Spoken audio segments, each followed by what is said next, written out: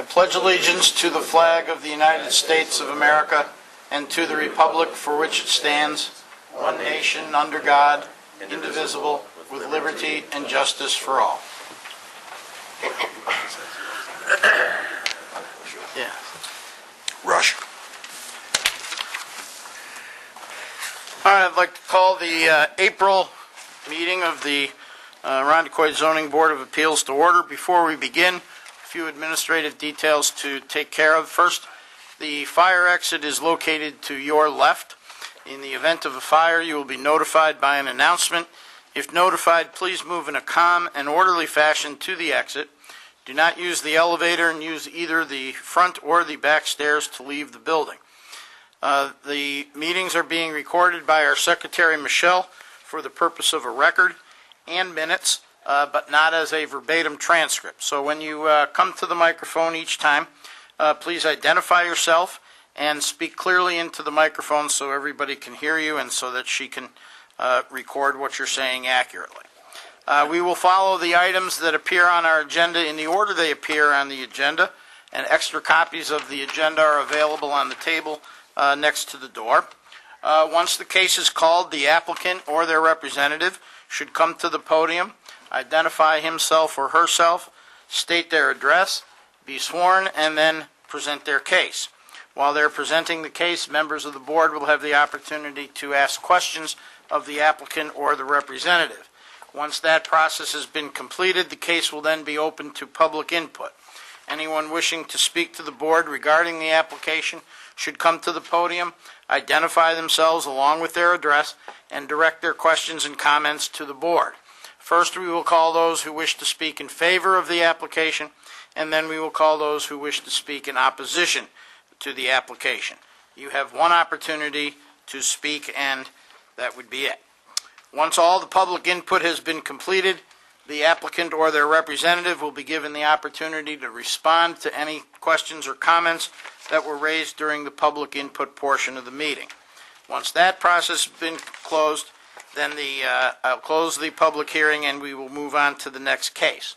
Once all of the cases have been heard, the board will take a short recess and then we will return to deliberate on each case in the order of that they appear on the agenda and in the order that the applicants remain present. So if the applicants on the first two items on the agenda have left and the third applicant is present, we would take the third application first and consider everyone who has remained and then go back and take case one and continue down. No further input is allowed during the deliberative portion of our meeting after the recess, but you're welcome to stay and listen if you choose to do so.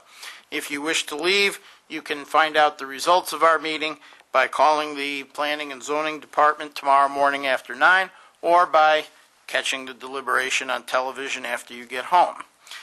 So, if we can call our first case. Thank you, Mr. Chair. First item on the agenda is case number ZB1304-1.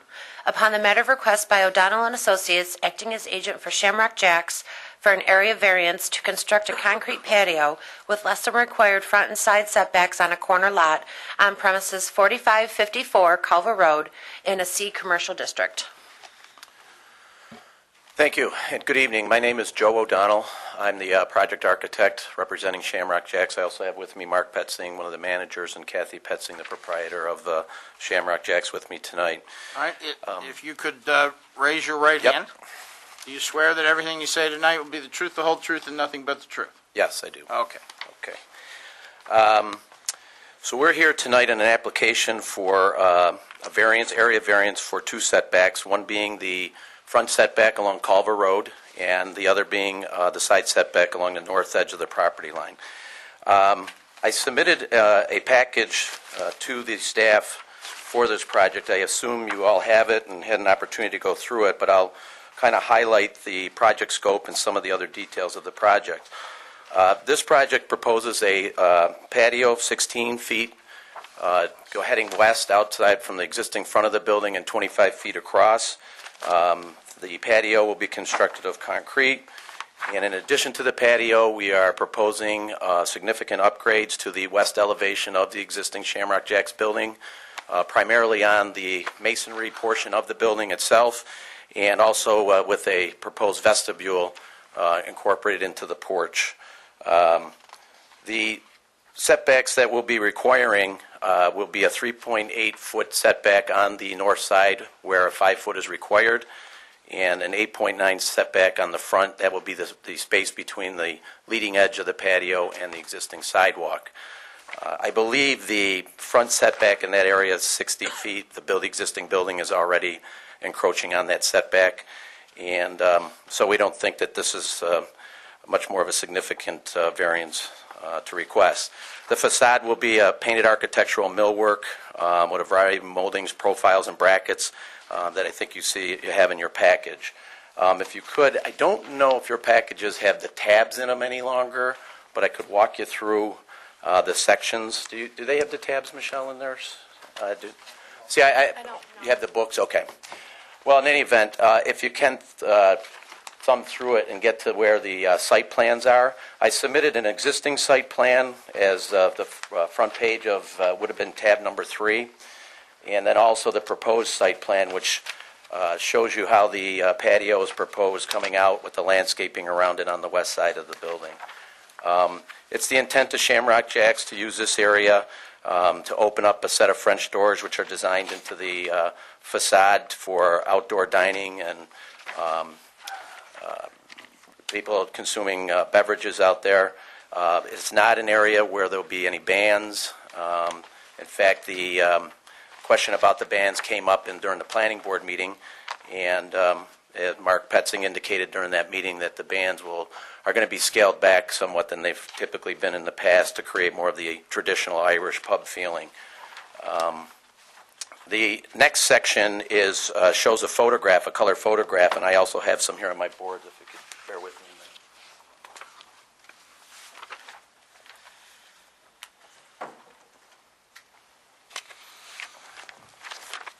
The first colored photograph is the existing facade of Shamrock Jacks, which is this area in here, and showing an angle from taking a picture from the southwest corner of the area across the street. And then your next photograph in your package is just another more direct-on photograph of the west elevation. And then the next photograph is the color rendering of the proposed facade upgrade. Again, keeping in line with a traditional Irish pub, and we think it's going to really enhance the whole facade along Culver Road. And then, in addition to that, the lower right-hand corner here also shows the proposed vestibule, which is going to be incorporated into the porch, as I mentioned earlier, and to continue that whole architectural element along Culver Road. The next section is just an architectural two-dimensional drawing of the facade on a little larger scale, showing the details of all of the millwork elements, if you want to look at that. And then I did include in this package a floor plan of the patio showing the dimensions, the proposed gas fire pit, aluminum railing around the perimeter, etc. What I'd like to do, because I know the zoning board has 5 standards that they look at when deciding a case, I'd like to just spend more time on those 5 items since they're really the purview of the decision. Obviously, the first one is a possible change to the neighborhood character. We don't really feel that the negative change to the character of the neighborhood. In fact, we think this enhances the character of the neighborhood and is in line with the town of Arundecoit's master plan for creating a more pedestrian-friendly area down in the Seabreeze section of Culver Road. The alternatives, is there any alternatives not requiring a variance? Well, the only alternative would be not to do the patio, which we think it would be a shame if that wasn't allowed to be built out there. The substantiality of the request, even though the front setback is 8.9 feet from the sidewalk, we don't consider this substantial only because it's not really a 3-dimensional structure that we're asking to be built along the front. It's a flat patio. So any of the views and the streetscape along Culver Road will be maintained. The effect on the physical and environmental conditions, if granted, there's no obnoxious gases being emitted or any runoff, additional rain runoff being created by the patio. And is the situation self-created? Well, of course, but almost every variance is self-created. So I like to think that being the quality of this project, that the self-creation would not be a reason for denial. I think what I'll do then is, like I said, since those were the 5 standards that I think we'll focus on, I'd be more than happy to answer any questions specifically about the architecture, the landscaping. Maybe I should just touch on that briefly. If there is a section in your packages that does show the proposed landscaping plan along Culver Road, and then what I did, excuse me, I also included a specification of the species of the plants that are going to be planted, and in fact the quantities as well. So I'll just touch on that a little bit. The other thing that I know came up during planning board was the outdoor seating. The town code allows up to 20 outdoor seats without additional parking, so we're still in compliance with the zoning ordinance of the town of Arundecoit. And I think that that's the only other thing I'd like to mention is that on February 25th, we did get a 4-to-1 approval from the planning board for the project. So I know one of the board members, the planning board members, mentioned to me that he was going to make a recommendation to the zoning board. I don't know if he ever did via email that the project be approved. But so having said that, I think I'd just like to open up for questions because I did throw a lot of information at you. I have one. Actually, you answered most of my questions as you did your presentation, but this one particular picture shows a wall with a fence, and I'm not sure I understand where that is. Yeah, that, you know what that is? I'm sorry, I can't see your name, but in any event, that's just showing a sample of the type of railing that's going to be put around the patio. Oh. Yeah, the planning board had asked for samples of the railing, the landscaping, so I picked out a picture of a railing that would be similar to what we're going to put on there. I had a couple. Go ahead. Joe, it doesn't look that the building, other than the facade of it, is going to change. That's correct. Your layout of the building. The question I have is the variance to the north. What is it's 38 feet. No, 3.8. 3.8. Okay. Yeah. All right. It comes right off the existing building edge. So the existing building is already 3.8. 3.8. Okay. It just comes right off the edge of written that. on our top sheet is 38 Oh, feet. no. Okay. The point's missing. Okay. Good. Is the railings going to have an entrance from the outside? No, the railings, per the New York State Liquor Authority, are not allowed to have an entrance off of the sidewalk or the surrounding landscape area directly, and you have to be able to go into the pub itself and then come back out through a door, Okay. So there won't be any exit then? other than emergency. I had a couple questions. Yeah. In the proposed landscaping layout, you show the changes to the facade in one way, and then in the proposed elevation drawing, it's shown a different way. And I was just curious as to which one you're planning on. If I understand your question correctly, this is the rendering that the landscape architect came up with. Right. This is the one that's being used.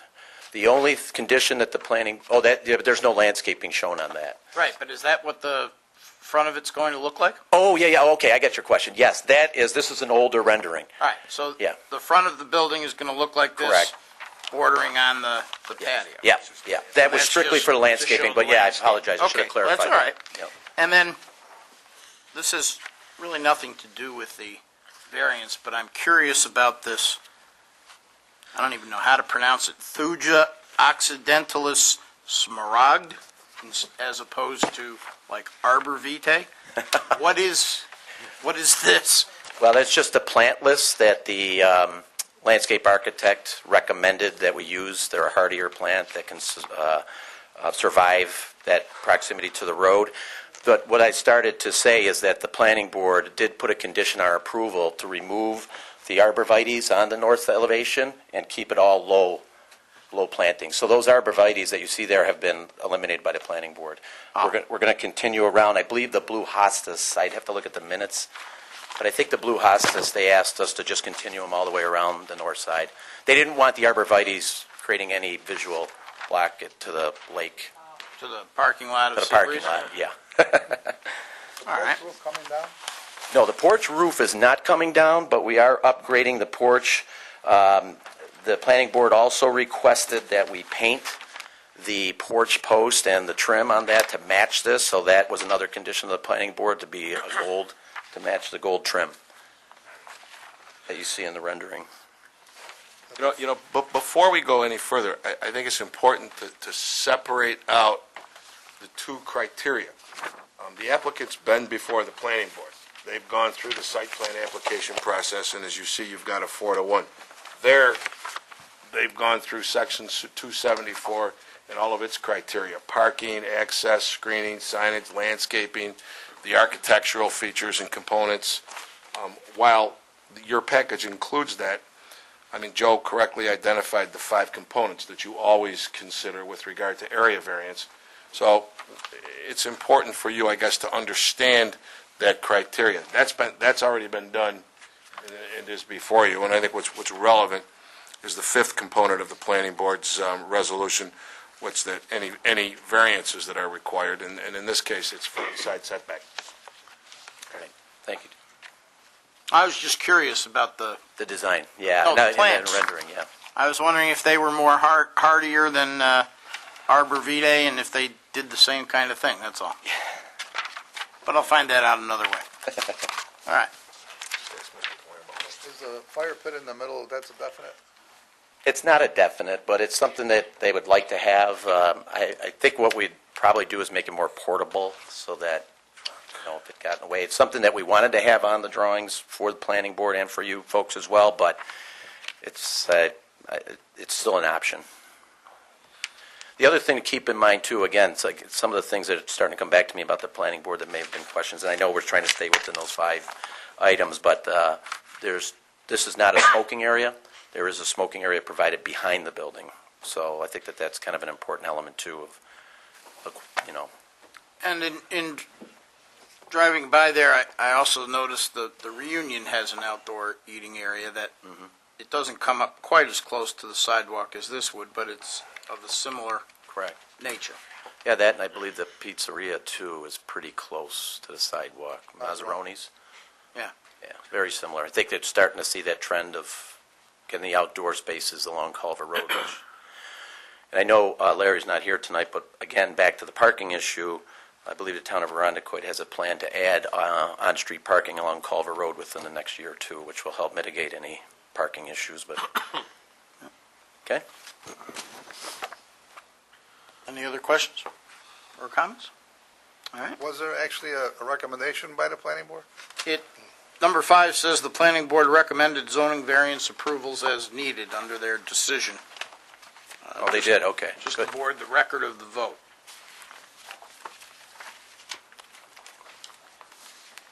All right, is there anyone here who wishes to speak in favor of this application? Is there anyone here who wishes to speak in opposition to this application?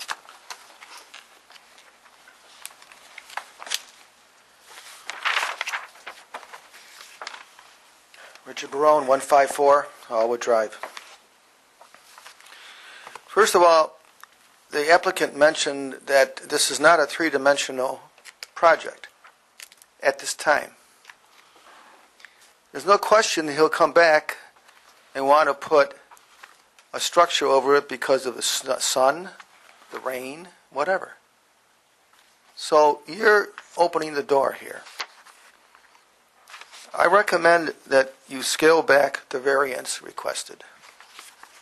And I have several reasons, and unfortunately I was not available to attend the planning board meeting with this particular information. I have in my hand 5 complaints over a 2-year period against the Shamrock for basically violating the town's zoning code. Now, the town has been trying to enforce this with letters and personal appearances. I don't know whether the town, in fact, did this with this particular applicant. But both in 2011 and 2012, over that period, there were 5. The violation was not corrected. At this moment in time, there is not a violation to my knowledge.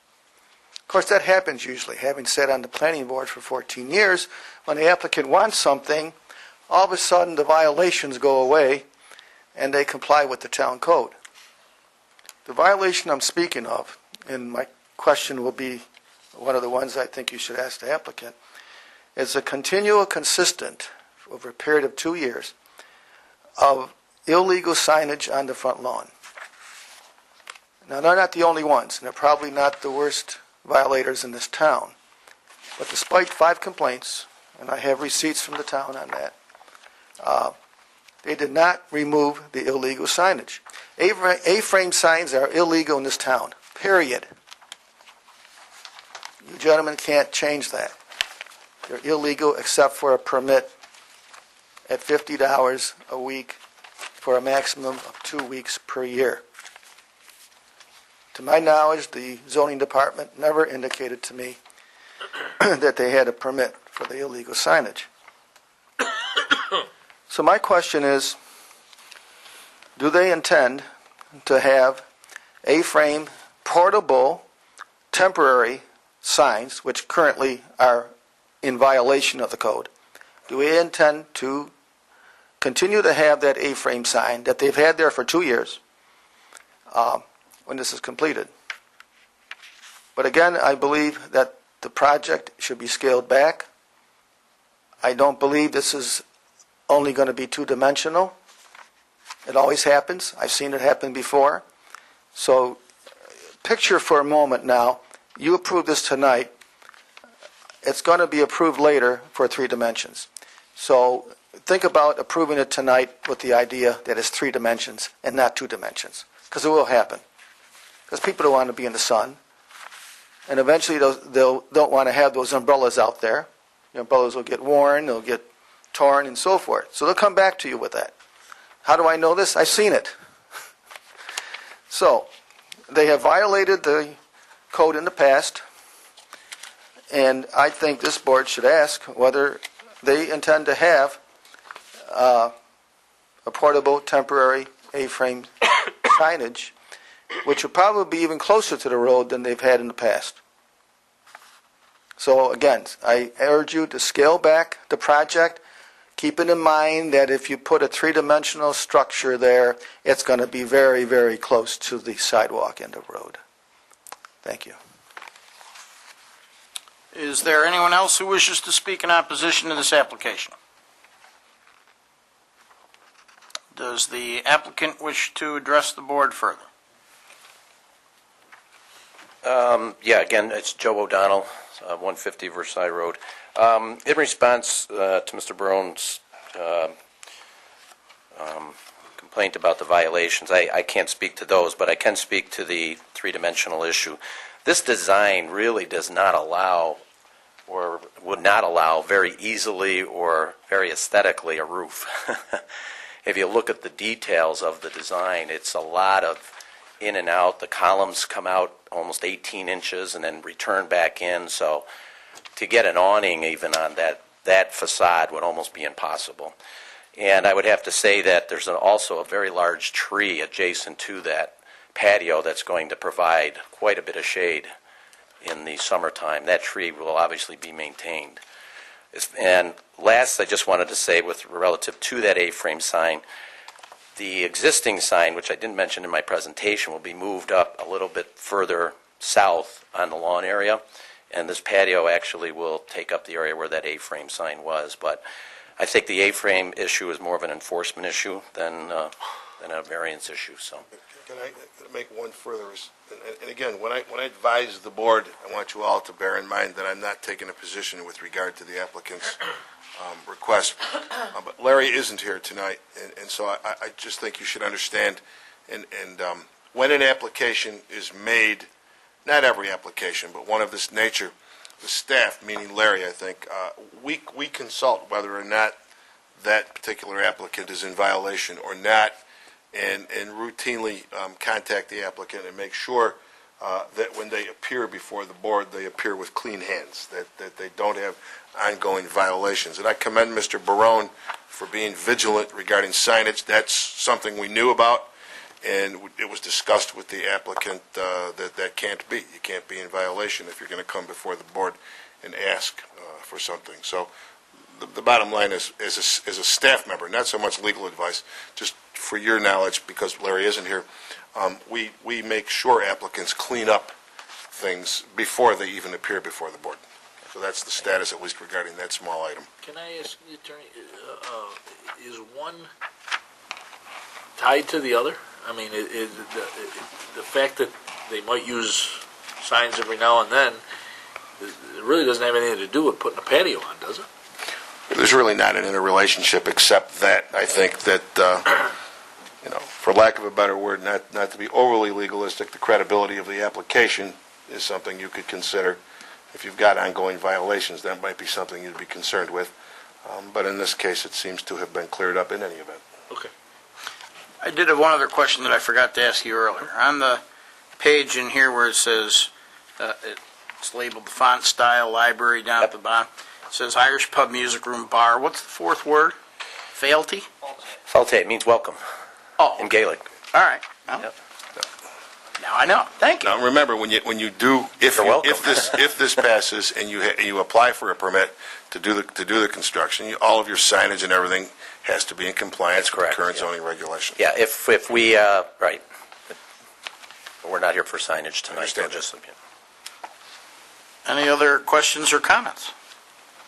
All right, we will close the hearing with respect to that matter.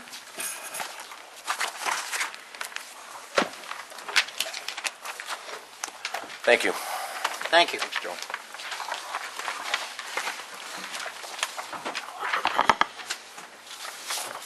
Next item on the agenda is case number ZB 1304-2. Upon the matter of request by Gina Graziano and Stephen Miller for an area variance to park a pickup-style tow truck pursuant to Section 235-104.1.E3 of Town of Arundequoit Code on premises 929 Whitlock Road in an R2 residential district.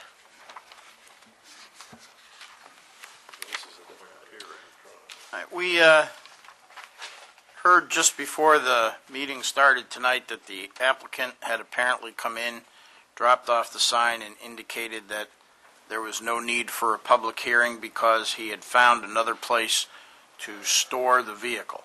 I'm told, though, that there are a number of people who are here with respect to that application, and we always like to hear whatever the residents have to say, although since he's not here, I would suspect that his application would be denied.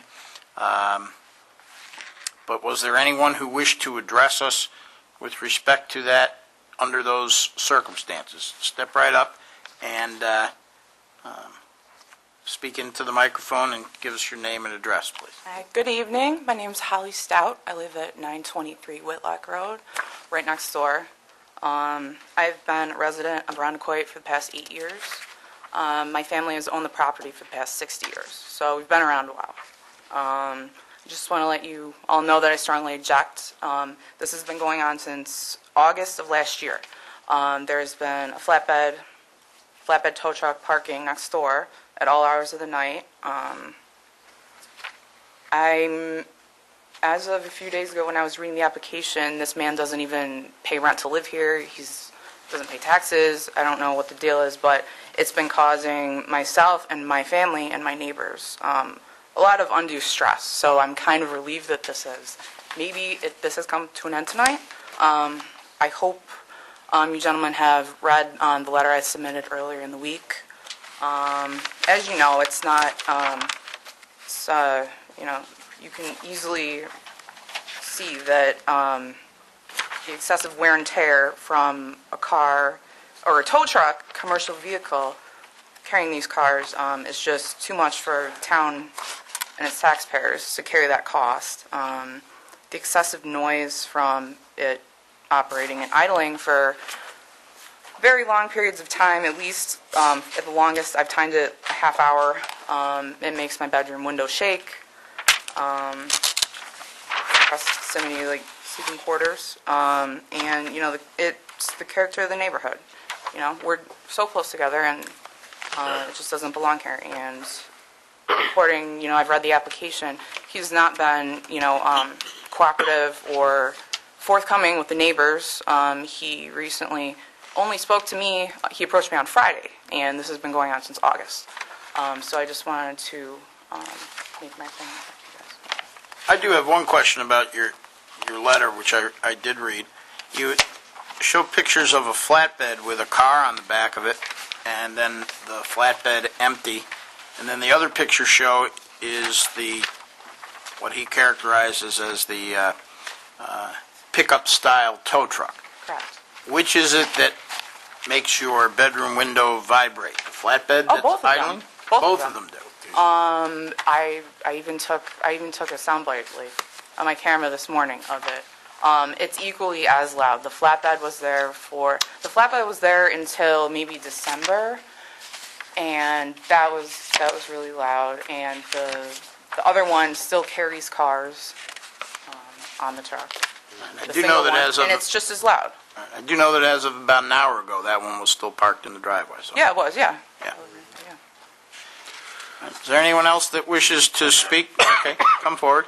Thank you. Thank you. Hello everyone. My name is Mohammed Paknijad and I just moved to the neighborhood last year. I met them, I spoke to them, they seem like, nice people. One day I came back from work and I saw my post mill on the floor. Actually someone backed up and broke it.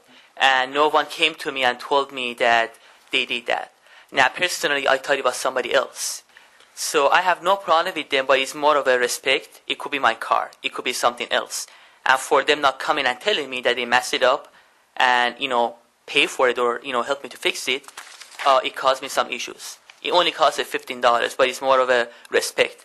If somebody messes up something that belongs to me, they have to come forward and tell me. The same thing if I go and mess somebody's lawn by mistake or something, I will go there, I will tell them what happened, and I'll try to fix it. That's the only issue that I have with them. Okay, thank you. Sir, excuse me, sir, what's your address? 938 Whitlock Road. Thank you. You're welcome. Anyone else wish to speak with respect to this application? Hello, my name is Carolyn Stout. I also live at 923 Whitlock Road with my daughter and my son, who is not here tonight. As she indicated, this has been going on since last summer, first with a flatbed with 8 wheels on it, and then he switched to this smaller tow truck, and I think she had sent you pictures of the smaller one that's currently parked there now. The situation is he just is running the business from there. He unloads and loads, and now there's more tow trucks being parked in the front yard. It idles. He comes and goes at all different hours, and it's just, we're really pretty frustrated about it. So I have some signatures of the neighbors who are opposed to it, and also we timed coming in and out. This was back in from 8/1/2012 to about 10/27/2012. So it's in and out at all different hours of the days and night.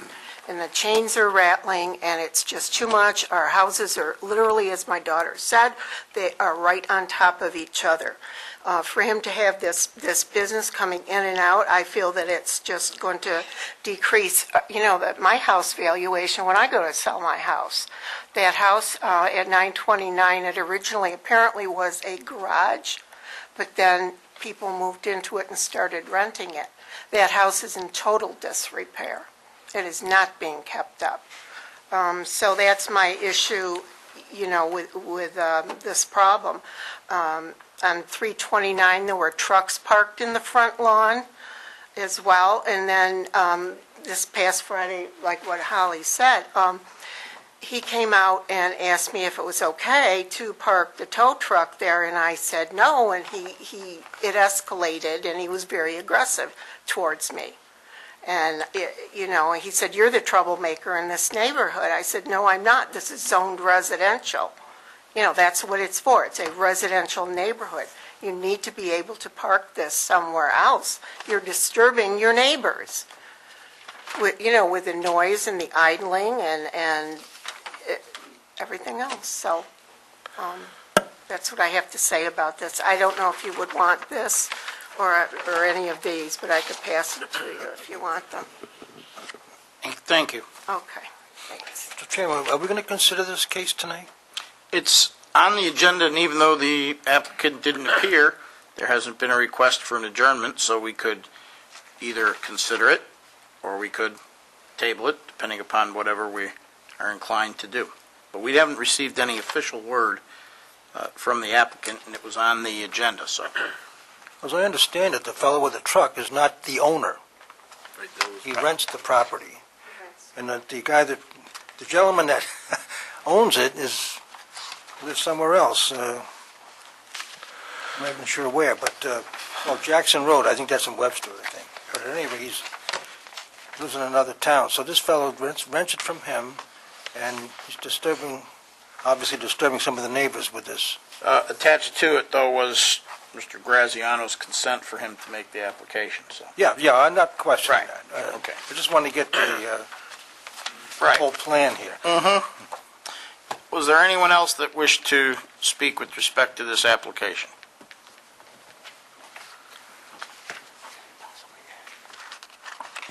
Richard Barone, 154 Allwood Drive. I'm very familiar with this area since my aunt lived a couple doors away up until recently. I went to the site today, and a truck of that size that originally he wanted to put there would have taken up probably over half the driveway. In addition, there was a tow truck, pickup style truck, tow truck, I guess, was there. There are similar situations near where I live, and let me tell you the problem that I think the lady alluded to, did not expand on it though. When they bring those kind of trucks, and I'm familiar with a dump truck being put in to someone's driveway, they never come here to my knowledge for anything. What happens is these people who are in business will very often have maybe 2 cars, 3 cars, if there's a family, for example. So they park the truck in the driveway, fine, but then they end up parking their vehicles on the lawn, on the right-of-way. That happens in my neighborhood consistently. Now, it happens sporadically on the particular site that I'm referring to in my area, but that's kind of a standard, or maybe something you gentlemen should look at when you have an application, that if they park that large truck, where are the other vehicles going to go? On the lawn? The other thing is these vehicles, because they are tow trucks, dump trucks and so forth, have very, very powerful engines. They have to. They're towing something. They're a dump truck.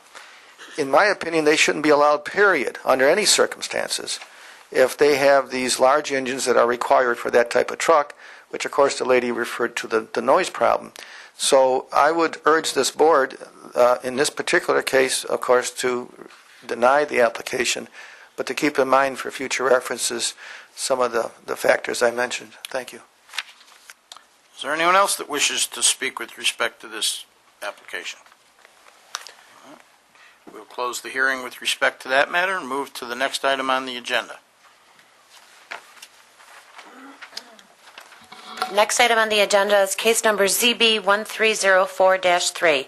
Upon the matter of request by Gretchen Rayberg for a use variance to permit a 2-family dwelling in an R1 single-family residential district on premises 1873 Portland Avenue in an R1 residential district. Mr. Chairman, I'd like to recuse myself from this case, Certainly. since she's my next-door neighbor. Understood. Don't blame him. My name is Gretchen Rayberg. I live at 1873 Portland Avenue. Someone going to swear me in? I am. If you would raise your right hand, do you swear or affirm that everything you say tonight will be the truth, the whole truth, and nothing but the truth? I do. Okay, thank you. I'm going to start tonight by reading the letter that I sent to my neighbors versus the one that I sent to you. Yours Now I'll hear my voice. Versus the ones I sent to you, because the ones the letter I sent to you as board members, contained a little bit more personal information. My name is Gretchen Rayberg. I live at 1873 Portland Avenue. My mother, Elsie K. Rayberg, and I bought this house in 1994 for a number of reasons. The exterior of the house and yard are both beautiful and imposing. Although the exterior of the house appears to be a large one-family house, the interior is actually 2 separate apartments. My mother, while alive, lived in the first floor apartment, and my daughter and I lived on the second floor apartment. This allowed us to each have our own homes, own space, own decorations, but be close together and available. And it was also, very handy when my daughter was young, because my mother was there as the primary caretaker, and I never had to, worry. It is not clear when the house was converted to a double. It was obviously done without the town's knowledge or approval, because there are no records. There's some funny records that Donna has pulled up, but there's nothing conclusive. History says it may have been done in the 1930s when there was a new garage added on and perhaps the back porch over the back door. But regardless of when it was done, it's a beautiful house. It was beautifully done. There are 2 living rooms. Each has a wood-burning fireplace with shelves surrounding it. There's a large dining room that can easily sit 12 to 14 people, because we have had dinners with at least that many people on many occasions. And next to the dining room is a beautiful sunroom on both floors. Small, lets the light in, lets nature in. There's a kitchen, full kitchen, albeit small by today's standards. We've made do. In addition, there is 2 bedrooms, one large, one smaller, and a bathroom on each floor. Each apartment has separate front entrances. There is the one entrance on Portland Road, goes into the lower apartment, my mother's apartment, and the second entrance on the side of the house goes up to the second floor apartment. I often wondered when I drove by that house long before I bought it, why is there that door right there in such a funny space? Now I know. In the bathroom. With my mother's death, I found that I'm unable to maintain the house.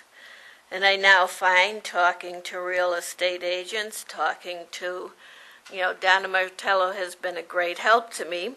I can't sell the house as a double because it's not a double. I can't sell it as a single because it's not a single. I can't rent it because it's not a double, a legal double. So, I'm at loss to what I can do with this house to make it work for me.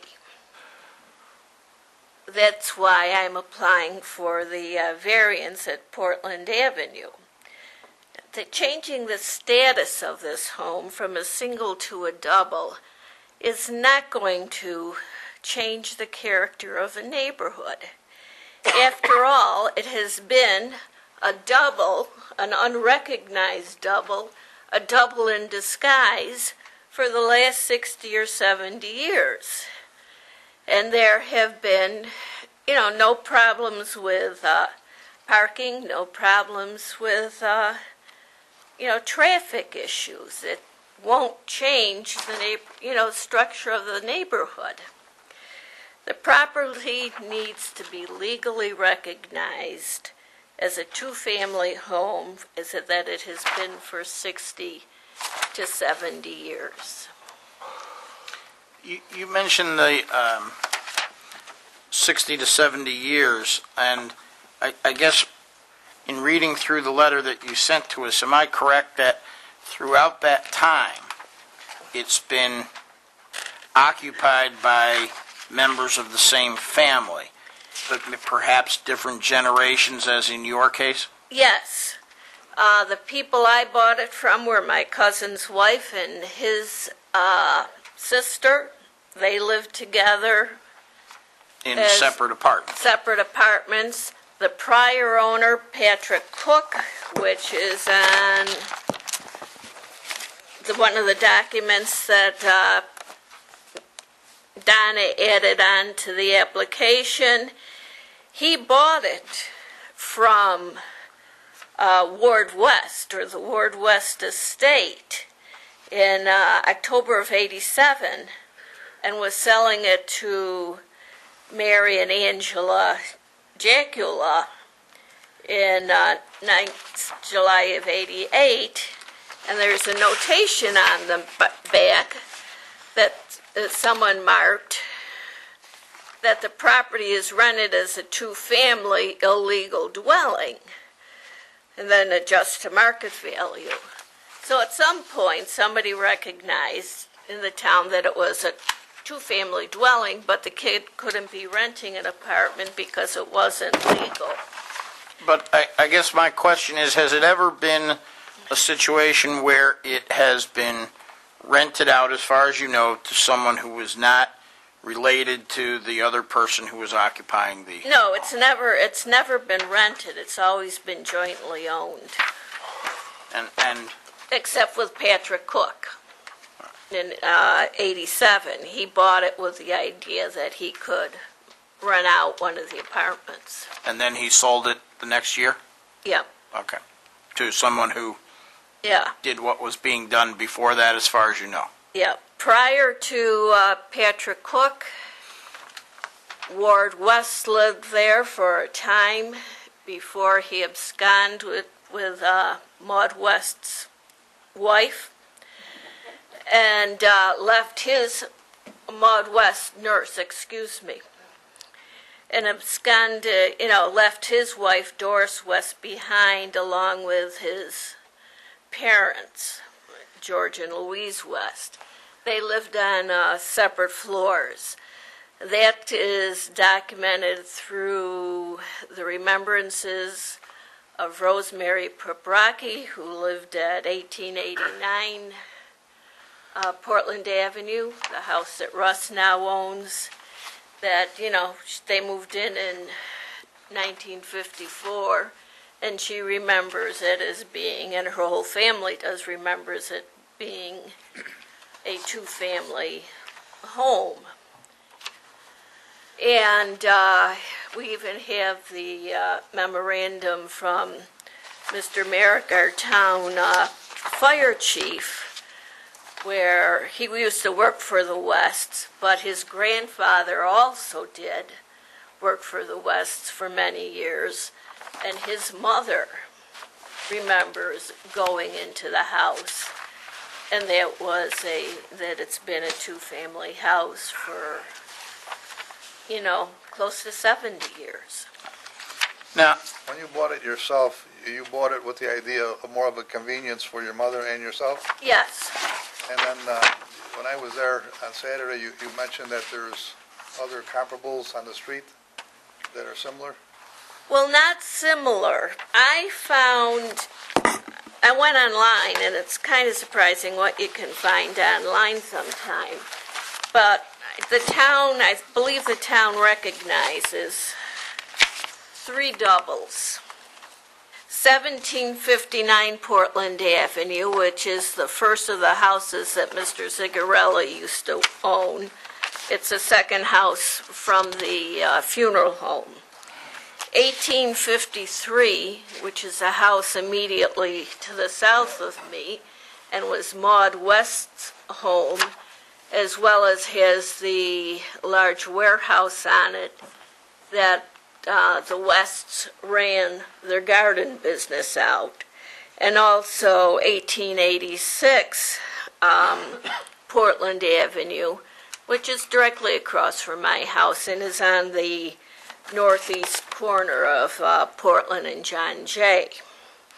But when I went online to the Monroe County website, I found references to at least 4 more houses between Ridge Road and John Jay, that are listed in the Monroe County records as either two-family or multi-residentials. And I thought, hey, we've already got this. And these houses are some of the better houses on the street. So I copied all of them for you. Thank you. Now, your intention really is to sell the home? I will probably sell the home. I cannot see myself keeping it. It's a very large yard. It's a very large house. I can't rent it, obviously, and I also do not want to be a landlord. But don't you think if you put it up for sale, it might entice another family that's possibly living together? It could, but it would anyways. Right. It would anyways, and so it's a toss-up.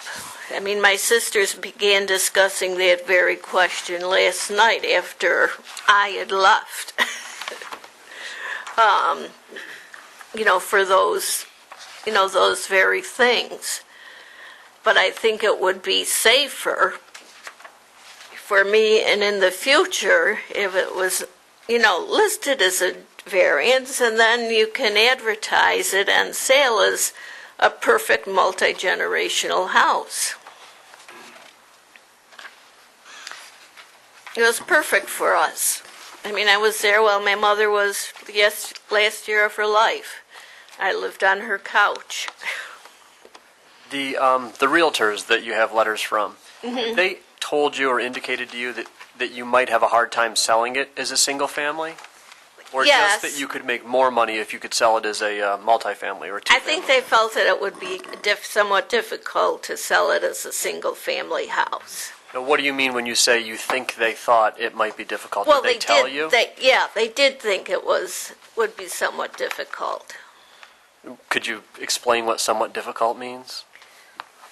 Well, it would just, appeal to more people, family-wise, that maybe needed more space or were like my mother and myself. Did they ever tell you that you wouldn't be able to sell it if it was still a single-family home? No, Okay, thank you.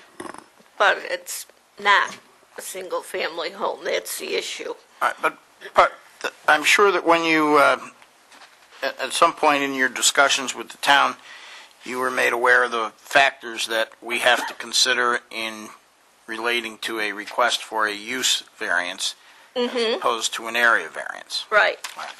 And the first one of those tests is that you're unable to realize a reasonable return on your investment in the property. What you've attached to the application is two letters from realtors that indicate you could sell it for $15,000 to $20,000 more than what it could list for without the variance.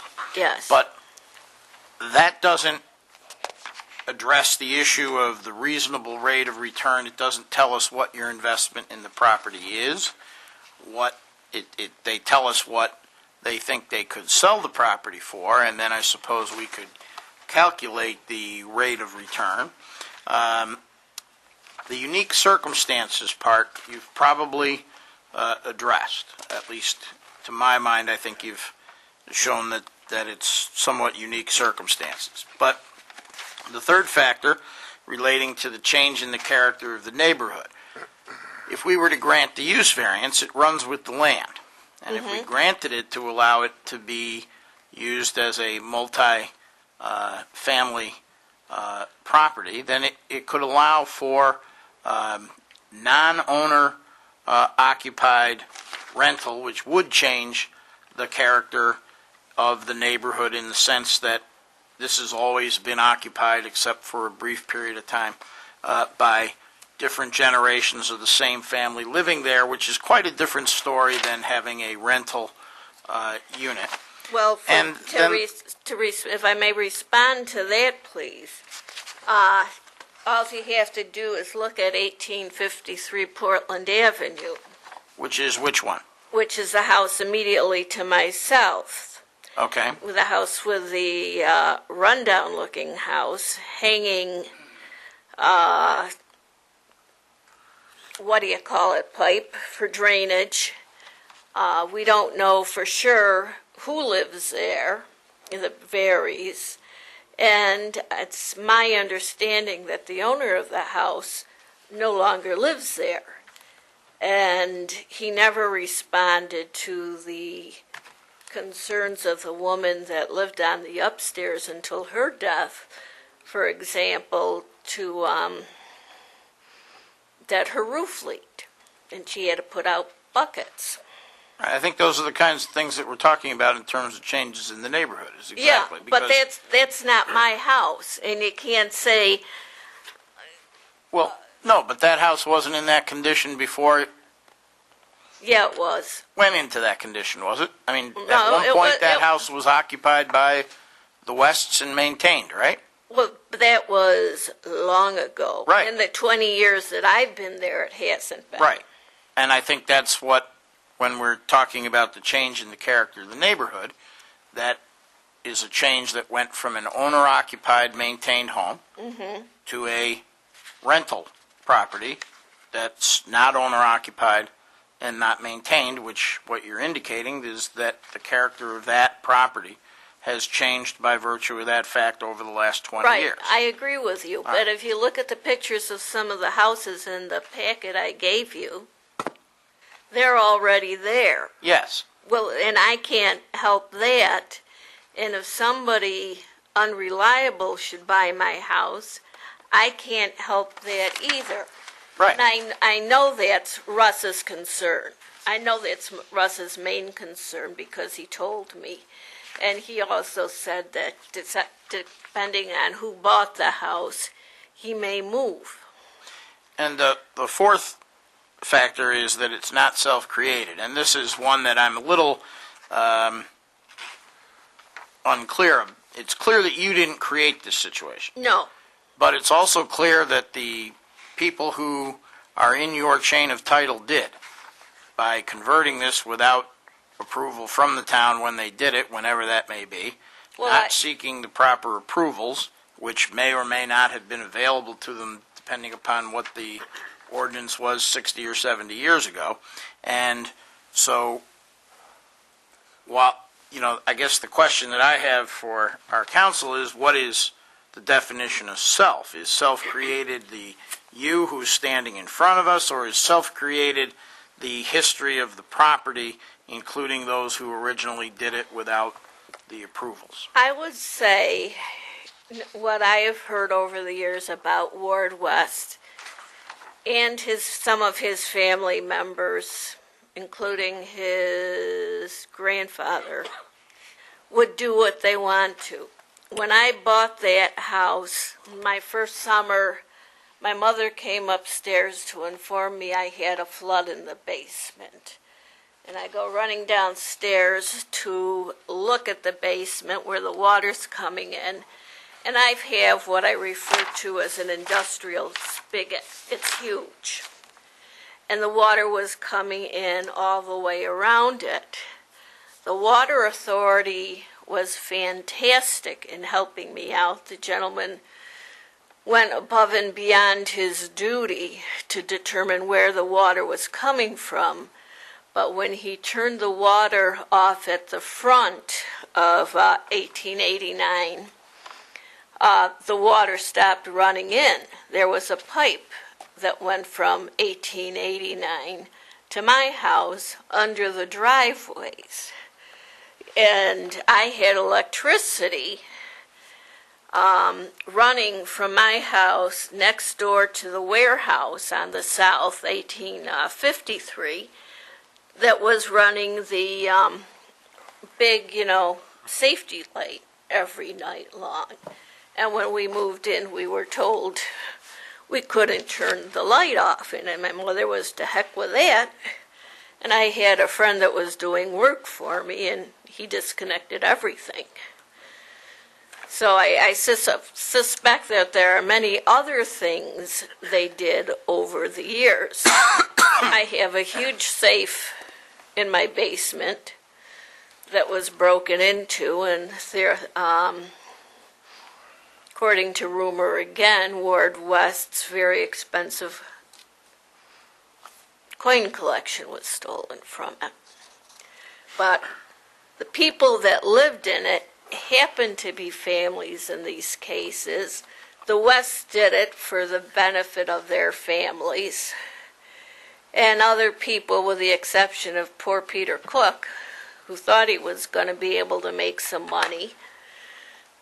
You know, it happened to have been families that have moved in, but it's been people that knew people.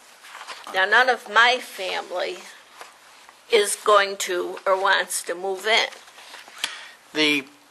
What I'm getting at in terms of the first issue with respect to the no reasonable return on investment is that, at least in my view, the information that you've given us on the application is insufficient to satisfy that criteria.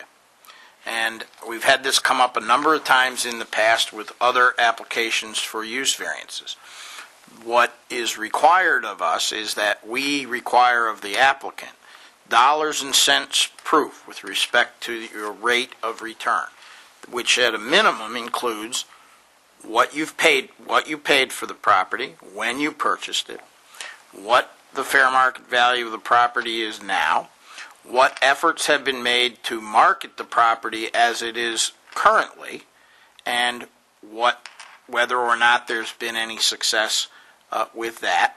And most of the applications that we've dealt with have had to come back a second time, so you're not in any unique category there, to give us the information that we have to have in order to have any legal basis whatsoever to grant the application if we were inclined to do so.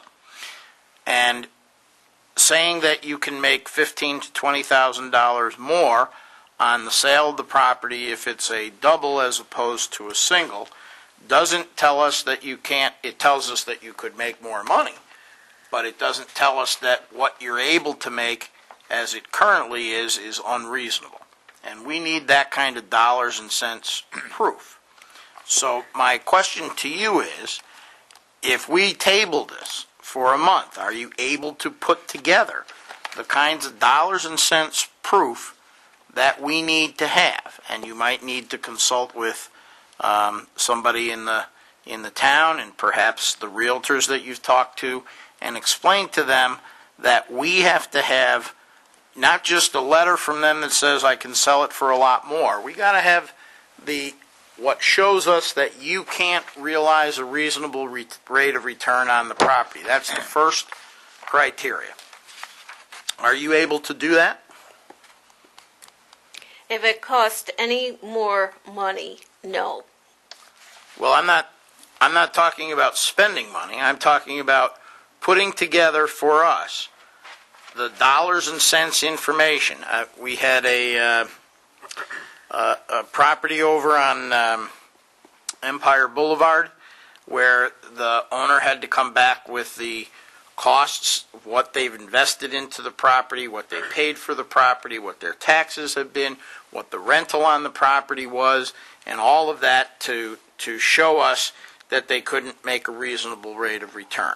The office, the dentist's office on Culver Road, the property had been marketed as a church for a long time and hadn't sold, and the realtor came in with specific examples of what it had been listed for, copies of listing contracts showing what it had been listed for and that there had been no offers and what had been paid for it and what the contingent offer was from the dentist who ended up buying it subject to approval.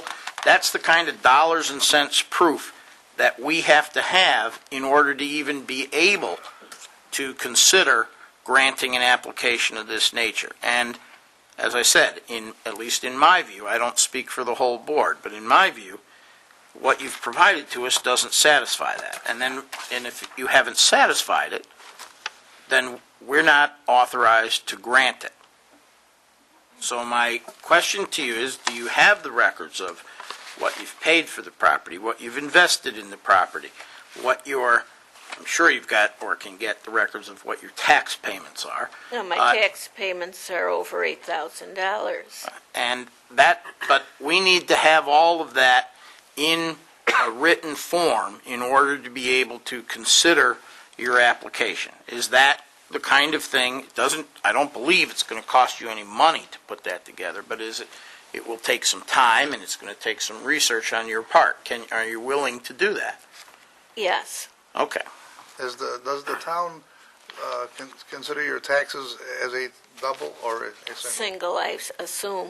And this 25,000, it would probably be a major hardship if you had to convert it back to a single?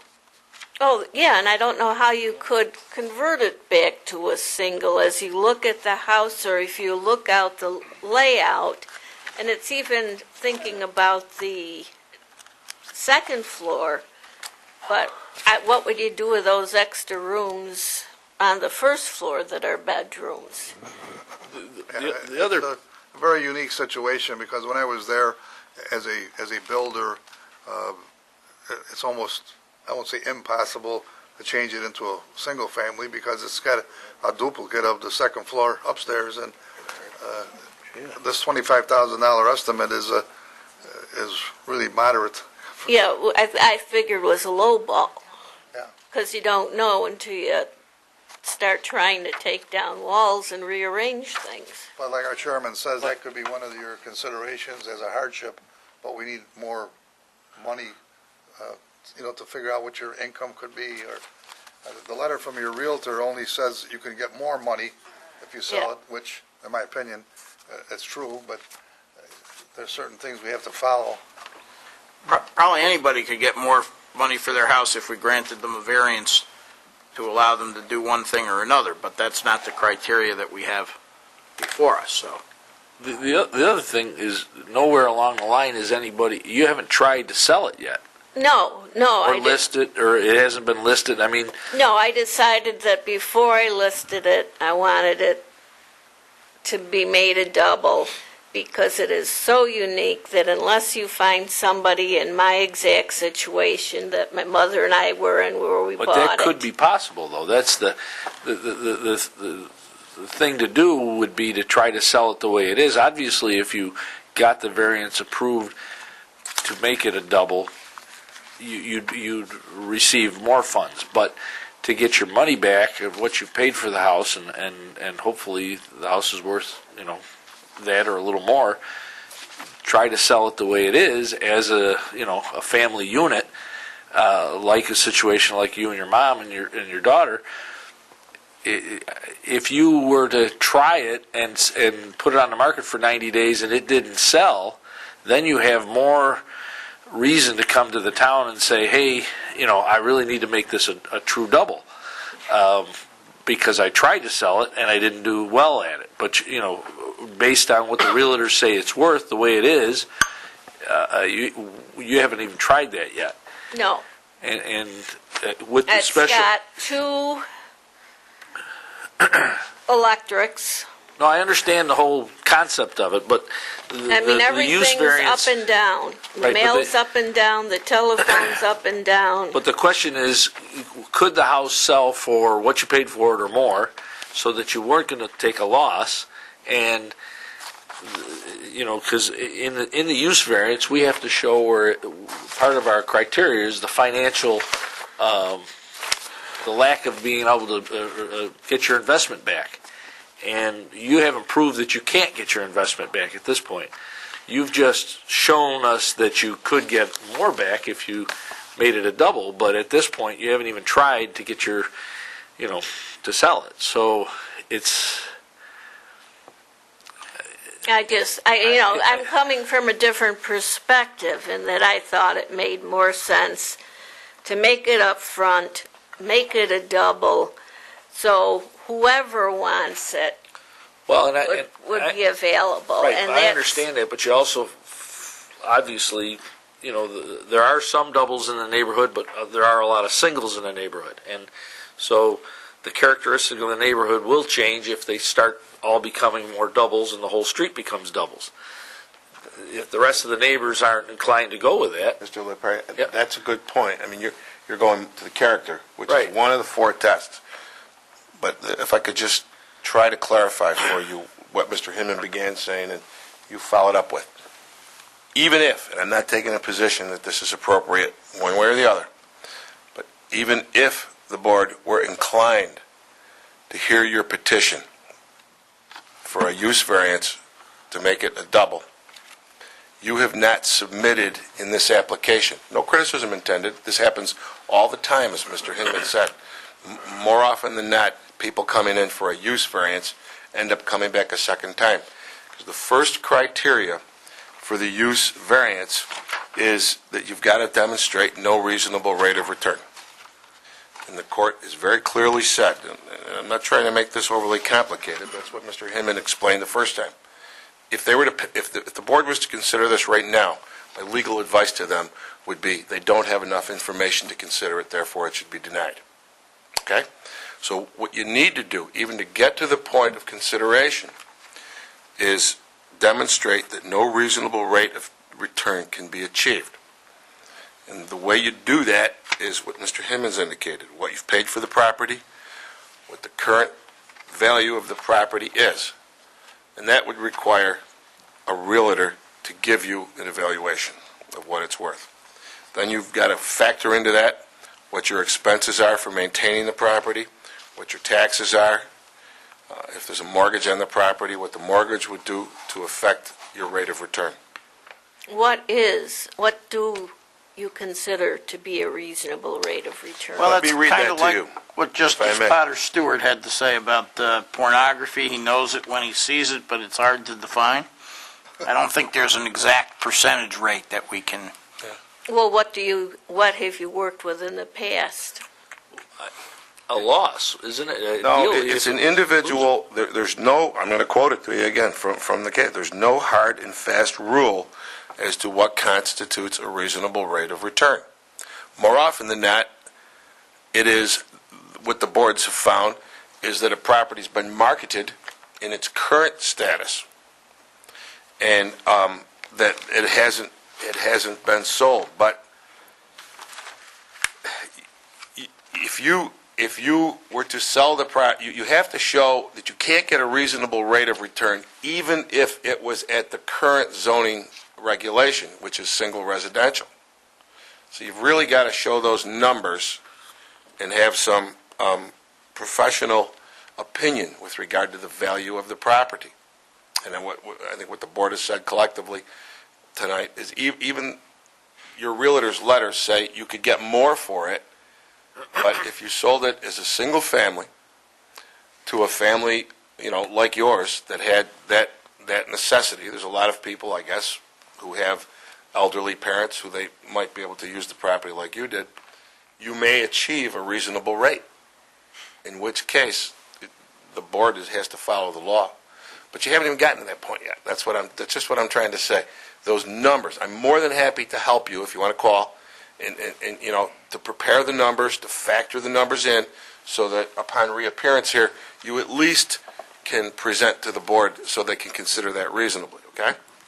Mr. Chairman, I have a question. If we were to deny this application, could we deny it without prejudice so that the petitioner could come back in, say, 3 months or however long to make the application again?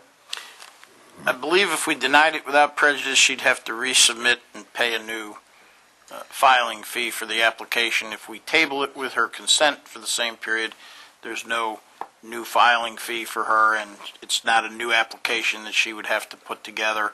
I think that's the main difference. And she could supplement her application with additional information if we tabled it? Sure. Can we table it for We a can- longer period? I believe we can table it, correct me if I'm wrong, but I believe with the applicant's consent, we could table it for as long as the applicant was needing in order to provide us with the material that we would need to lawfully consider the application. Is that?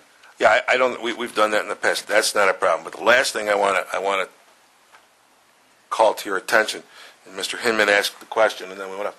The self-created hardship component is something that's going to have to be the history of the property, how it came to be used as it is now used. I think we even need more background on that. And let me just finish, and I'll be willing to help you because the law is, and again, I'm reading from the prior considerations by courts. The law is unquestionably clear that one who acquires land for a prohibited use are prohibited themselves from obtaining a use variance. And I'm not suggesting you did anything wrong, don't misunderstand me, but it makes no difference that the property owner failed to perform due diligence. In other words, when you acquired the property with the intention of using it as a two-family, and it looked like a two-family, and it quacked like a two-family, nonetheless, that application flies in the face of a self-created hardship. So that's got to be gotten around as well. So you've got more work to do even to get into the consideration level. Someone has come to your assistance, and I don't think the board would quarrel with hearing from that person. Can you identify You yourself? have not asked yet for people who are in favor. I am in favor. This is my sister. My name is Mary Williams. All right, but I haven't asked for that yet because we're not up to that point yet. Okay, but I contend, I am upset with some of the comments that the town is making because I contend that the town has known for 70 years the status of this home. Because first of all, it Ma'am, was lived in by the West family. Ma'am, excuse me a minute. Built by the Mary, West Excuse family. me. Excuse me. Yes. I'm going to, when we finish considering and discussing with your sister, Right. then we will open it for public comment for people who are in Okay. favor, and that is when it would Okay. be appropriate for you to come All forward, right. identify yourself, and speak. Until Okay. that time, you are out of order. So if you could just have a seat Okay. and let us progress in our usual fashion. I will do so. Okay, thank you. You have not heard from me. I'm sure. Thank you. All right, so my question to you is, after all that, are you willing to agree to have this tabled so that you can gather that information to address those points? I might agree to it after I hear all the public input. Okay, well, you have a chance to come back, and I'm sure that question will come up again. All right. Anybody else have any questions or comments? And I'd also frankly like to see a test vote just to see how you all go. Well, we don't give previews, and if you came to a vote and it were to be denied, you would be precluded from applying for a year. You're right. Okay? All right. I guess now it's time for your sister and anyone else who would like to speak in favor of this application, but since you sort of came up first, we'll recognize you first. I just have a quick question. I have no idea who the Wests are. Am I supposed to know who these people The are? Wests owned the property at the corner of Veronica and Portland on the northwest side and ran a garden and landscaping and some agricultural-based business out of the warehouse that still sits there for years in the town, going back to the early, at least 1900s probably. They were a very big name at one point. Have they been a big name in the past 10 years? They still are around? It hasn't been a prominent name since the business went kind of belly up in the, I want to say early 90s, I think, is when, yeah. Okay. Yeah. Well, we can bring you up to on that. But the nurse I hadn't heard about before. But that was certainly an interesting Yeah, footnote. we've got a lot of interesting information. All right. Okay. My name is Mary Williams. I live at 137 Winterside Drive in Penfield, New York. Gretchen is my sister. As I was starting to say before, I contend not that you gentlemen, but the previous town board members would certainly have known how that these dwellings had been lived in for a number of years.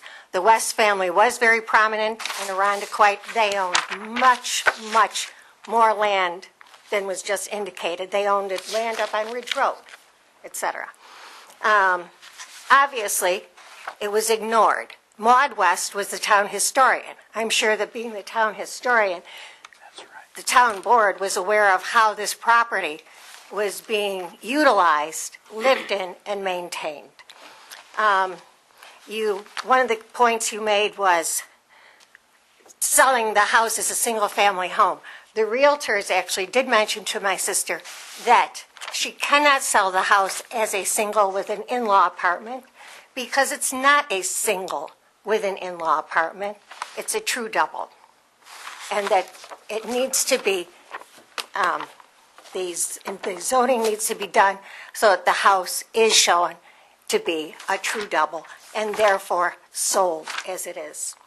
And I think that it's only fair that the town recognize this and quit hee-hawing around with regard to return on investment. As you saw the property, there is no way that this house, as it currently stands, could be converted back to a single-family home and converted back to a single-family home easily. It would cost thousands and thousands and thousands of dollars.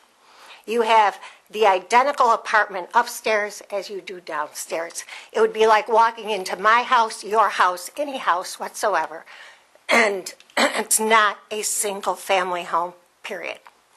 I'm sorry I'm a little emotional, but I felt that some of the questions were badgering, and I also felt that if there was a return on investment information that was required of my sister, then she should have been notified of that before she even started this process. Thank you. Anyone else who wishes to speak in favor of this application? Is there anyone who wishes to speak in opposition to this application? Oh, I'm not done. Well, actually, once you leave the podium, you are done. Okay, I can't come back up? No, Okay. you've been through that before. Sir, you can step right up. Oh, I'm sorry, I thought. My name's Bruce Sunderville, and I have nothing against Gretchen, but I live at 1886 Portland Avenue that I bought in 1985. That is a legal two-family zoned as far as I live right across the street, no Victorian home. That's the corner of John Jay? Yeah, John Jay in Portland. Mm-hmm. And I've tried to maintain the property and fix it up. It's been, if you've ever seen the movie with Tom Hanks, The Money Pit, the only thing that hasn't happened is a turkey flying out of the oven going out the window. But, so I've not, my concern, and I'm sure it's Russ's, is that mine's owner occupied. I control my tenants and, because I live there, if that would be zoned two-family, and now it's rental property, we have the issue with the White House that they were talking about, which used to be Ward's West, that they were trying to turn into a dental office and a doctor's office years ago, and that place is run down because the guy that owns it is not there, and it's rough shape on the outside.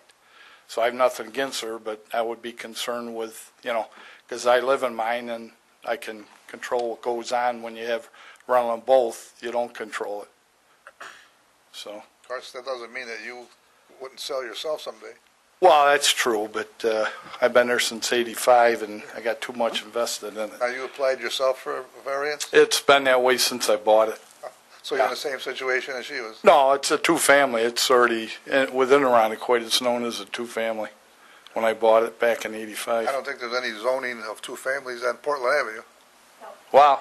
Some of the homes have a history of when it was built, so it's a legal pre-existing non-conforming Yeah, use. she mentioned three of them. I've got the only Victorian one, I think, in West Irondequoit that is a two-family. Most of them are Right. one But family. But your property is still zone R1 residential. Okay. It predated probably the code. Okay. And that house doesn't predate the code? Which house? 1893 was built. Her house that she's Well, living in? that's the thing. We predates were everybody. looking to find that because it seems like it would have, but there was no record. So what could we, it wasn't there. So we consulted with Dan O'Reilly and said, we'll bring it to the board because it didn't show ever being listed as a double back in the 70 years ago, even though it might have been, I do have a question on the rate of return you're talking about. Would that be at least equalizing the appraised value? Is that how you look at that when you're selling to sell a property? If you're appraised for a certain amount, should it sell at least for that to reasonably get your money out of it? Is that The return that someone realizes on the sale of a property is dependent upon a number of factors, including what they paid for the property initially, what they've invested in the property, over the years, and then what they're able to sell the property for, and then it's a calculation, and it shows what the rate of return is.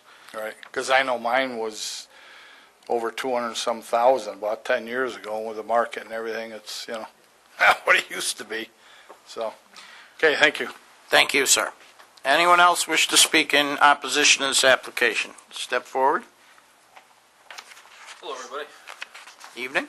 Pete Kirchay, I live at 1901 Portland Avenue, other side of Russ. Not trying to rain on anybody's parade here. I just purchased my home 4 years ago. It's a fixer-upper. It's the bright yellow one. You can't miss it. I, too, when I purchased my home, it had a second kitchen on the second floor. It had 2 bedrooms upstairs. It had a bedroom on the first floor. It was the same type of thing where the gentleman before me that lived there. Is your property the one with the barn in the back? No, I'm between Russ's, and that's McCoy's. McCoy's right next door. Okay. So when I purchased my home, it was actually set up for 2-family, but I sold it as a single family. And the letter I received in the mail said that the resident at that home can't sell their home because it's, you know, she can't sell it as a single or she can't sell it as a double. Well, I think that's a fib. I think you can sell it as a single if you'd like. However, but that's a whole other thing. The way the neighborhood is going downhill, I have 2 children. I have a 4-year-old and a 5-year-old. I plan on spending a lot of time in Irondequoit. Obviously, I'm paying the taxes to stay in Irondequoit, and I want my children to have the same schooling I did. Up the road from us, there's a number of homes that were rentals and got inherited down to, I believe, 2 sons. Those rentals, since they've been inherited down, the neighborhood has been slowly changing because the people that have been moving in have not been taking care of the land like the gentleman that lived there prior took care of the land. I would hate to see that happen farther down Portland Avenue. You know, that's probably another thing. Most of the homes that you see that are 2-family, they have a driveway to support the household. I understand that Russ shares the driveway with the neighbor there. I think there's 1 driveway and it splits off into a Y for both homes. Your average household has 2 or 3 cars. So if that's going to be a 2-family home, that means you're going to have 6 cars in the driveway, 5 cars in the driveway. Now you're talking about shoveling the driveway, you're talking about parking in the street, you're talking about more problems. Thank you. Thank you. Anyone else wish to speak in opposition to the application? If you'd come forward and give us your name and address, please. Hi, I'm Susan Kirchay. Peter's my husband. I live with my husband at 1901. I just want to go into a little further detail about what my husband touched down on with parking and the shared driveway. A couple months ago, I had a horrible accident with my 4-year-old son. He cut himself like down to the bone. He was bleeding profusely. I had skin hanging. I needed an ambulance in my driveway right now. Now, when you become a 2-family house, say 1 family of 4 each has a car, and then the other family say they have 2 cars, how is an ambulance supposed to get inside this driveway? What if Russ is having like a retirement party, and he's got some people in his driveway, and say one of the families has a 4-year-old, and he cut himself, you know, really bad like my son did? Where's the ambulance going to go? How can the ambulance save this little 4-year-old that my little 4-year-old needed? That's, you know, very concerning. Because you don't prepare yourself for accidents. They happen. And when you have an accident, you need an emergency vehicle right now. I mean, if my driveway was blocked, not that it is, but you need an ambulance to your door to stop the bleeding and the skin hanging off and everything. So I am concerned because I am a mother, and God forbid another mother have a 4-year-old son and she lives with another family. If you need an ambulance, the ambulance needs to get in the be able to get in the driveway with no other cars crowded the driveway, and that driveway does not have appropriate room for emergency vehicles because it is a shared driveway, let alone add another family to that same house. Okay. Thank you. Anyone else wish to speak in opposition?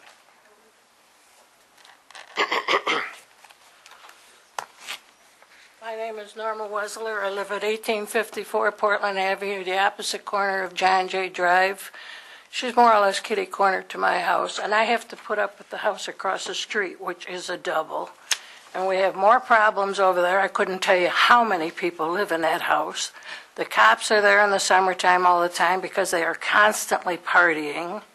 I have nothing against Mrs. Rehberg, don't get me wrong, but I understand living with family and family, it's very easy to get along with. But once you sell a home and now you're bringing in other people, renters do not maintain property like you would living in it. And I know for a fact my mom, a house was converted so my mom could live downstairs and my sister upstairs to maintain, her health.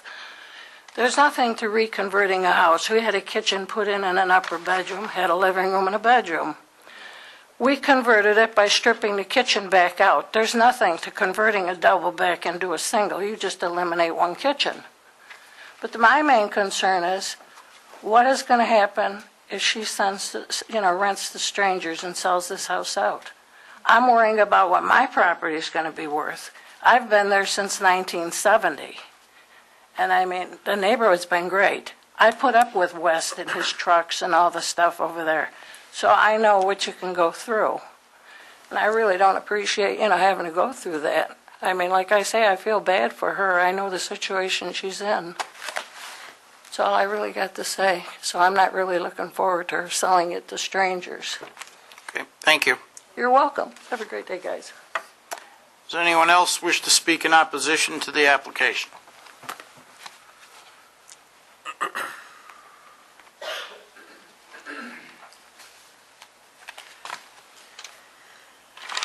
My name is Russ Thomas, and I live at 1889 Portland Avenue, right next door to the applicant. I really like the term multi-generational. We hear single and we hear double. This sort of falls in between. And I don't know if there's a legal description of a property as multi-generational. Probably not. And I could live next door to multi-generational. It would be the most ideal way for her to sell the house and keep the neighborhood about what it is. It's been multi-generational almost the entire time since it was built. And it's a perfect situation.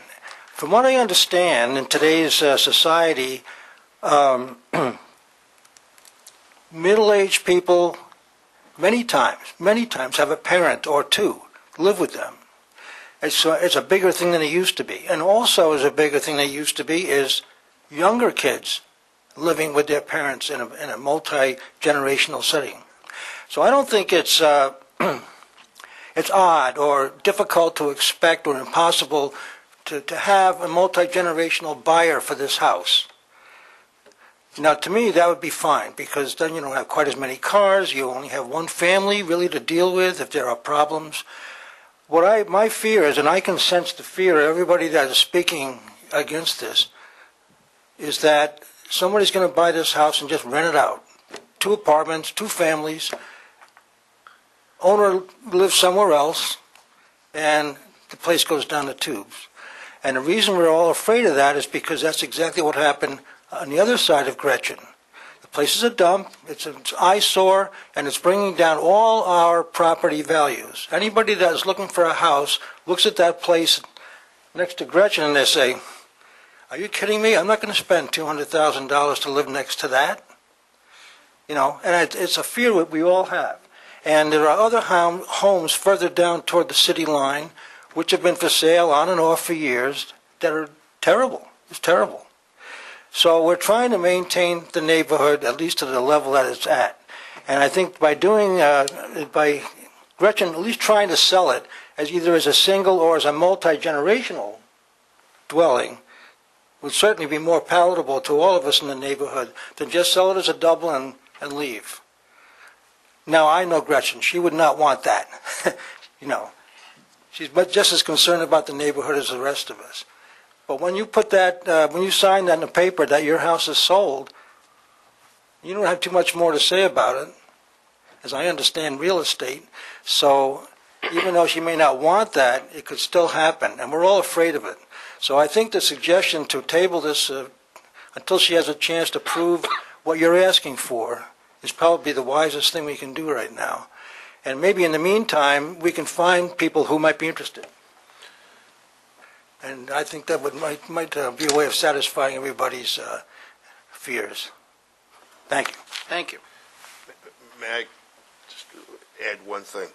I don't know that you're going to consider this matter this evening or not, but if you do, or when you do at some future time, Mr. Thomas is a member of this board, our speaker who just spoke.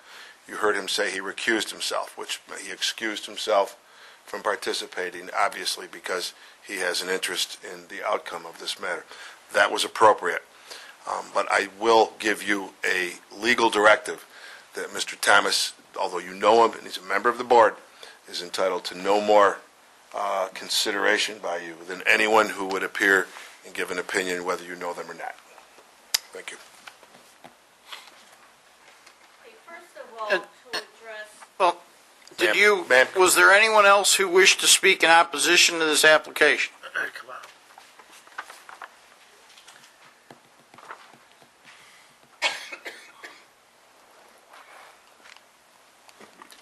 Pete Ruddy, 60 Carlin Drive. When I first came in tonight, we were talking about a rental property, I don't know the street, with a tow truck parked in it. I heard it was a rental property and there was a tow truck there, so they really, when you rent to somebody, you really don't have control. You should, but you don't. That's one of the things I wanted to bring up. And the other concern I have is when the homeowner purchased the home, she had to have known that it was multi-generational, single, double, whatever it was. She had to purchase it somehow. Has to be written on your contract that it's a single, it's a double, it's whatever. So would that make it a self-inflicted concern? I mean, would that make it being, I think was number 3 or 4? 4. So is that self-created? I guess that's the only 2 questions I had. Thank you. Is there anyone else who wishes to speak in opposition to this application? And does the applicant wish to readdress the board? Well, then step right forward, ma'am.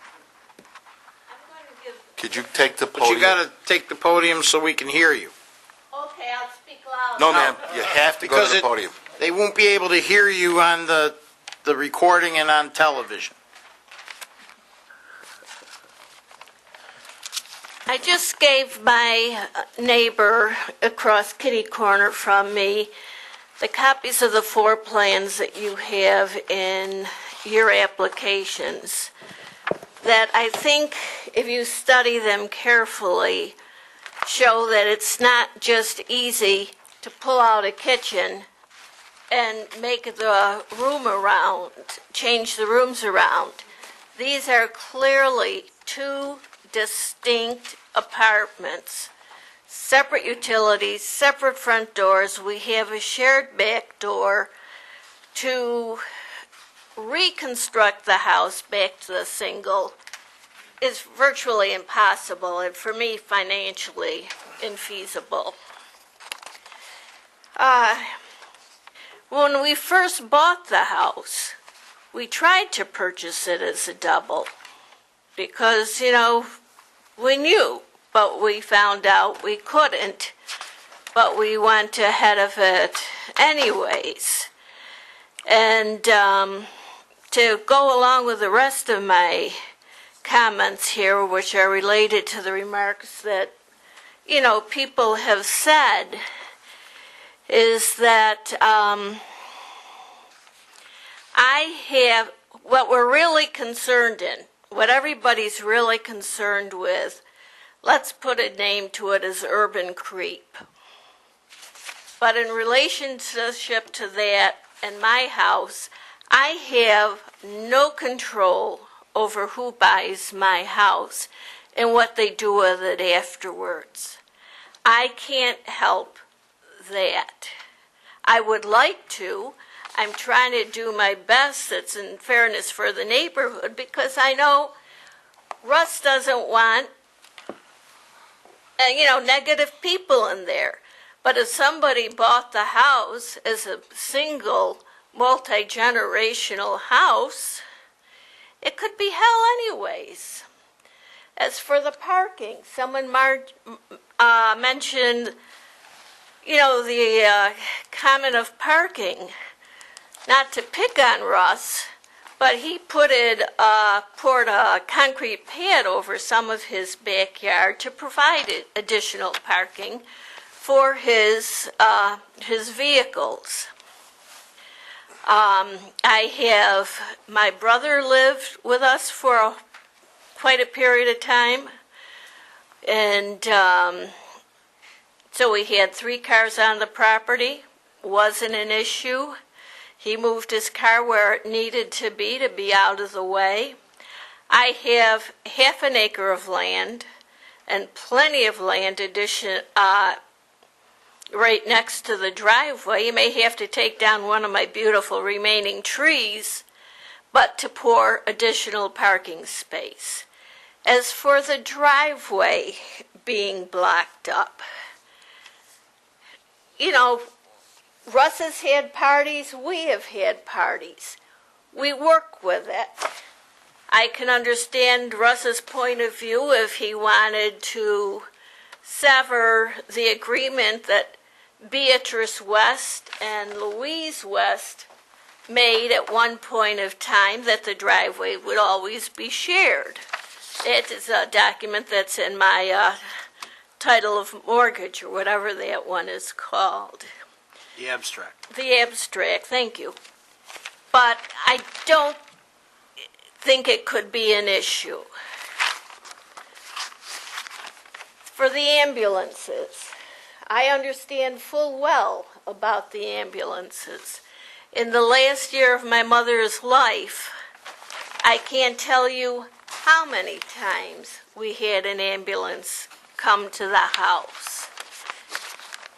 And there was never, the fire department always beat the ambulance.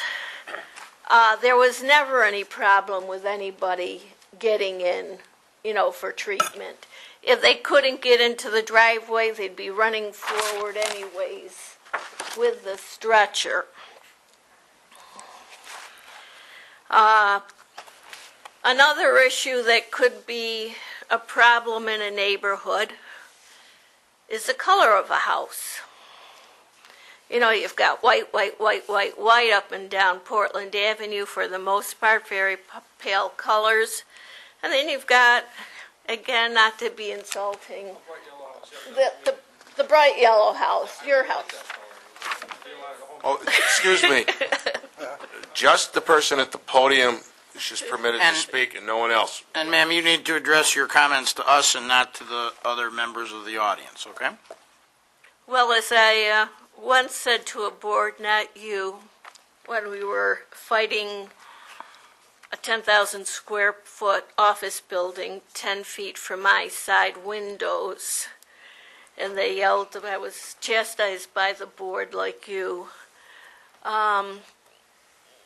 I said, but you don't know the questions to ask, that in particular that affected us, the neighbors. But I apologize. And I think that's about it. I think I've addressed my concerns. Now, I'd asked you earlier, and you told me that after you heard what people had to say, that you'd then address my question, so I'll ask it of you again. Do you agree to table your application so that you have time to gather the information that you need with respect to whether there's a reasonable rate of return, whether the history, you're able to develop it to show that it's a pre-existing non-conforming use, which would mean you wouldn't need a variance, or to address the other points that the elements that you have to show to us in order for us to legally be able to grant the application if we were inclined to do so, which is, as I said, unique circumstances, no change in the character of the neighborhood, and not self-created. Those are the 4 points. The first one being no reasonable return on your investment that need to be addressed for us to be able to consider the application in the first instance. So are you agreeable to having your application tabled for that purpose? Before I answer that, I have another question for you. Okay? When the owner of 1886 was speaking, Uh-huh. and there was some discussion about whether or not his house is R1. Uh-huh. It is an R1, Uh-huh. and it's got 2 apartments. Right, because it's a pre-existing, non-conforming use. When a zoning ordinance is passed and laid over the community, uses that are not permitted under that are not simply extinguished. They are allowed, under certain circumstances, to continue because they predate the code. When did the code go into effect?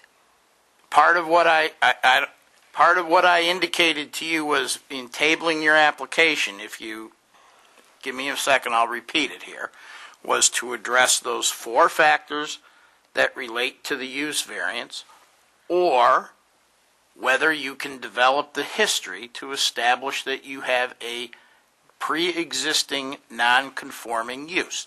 So the table would be to allow you to develop one or both of those possible avenues, just like the gentleman there, or pursue the application for a use variance. So if you're not agreeable to tabling it, then we will consider your application tonight. But you may not, given the fact that I've already identified for you some of the problems that I have, and I think some of the members of the board have that also, you may not be happy with the outcome.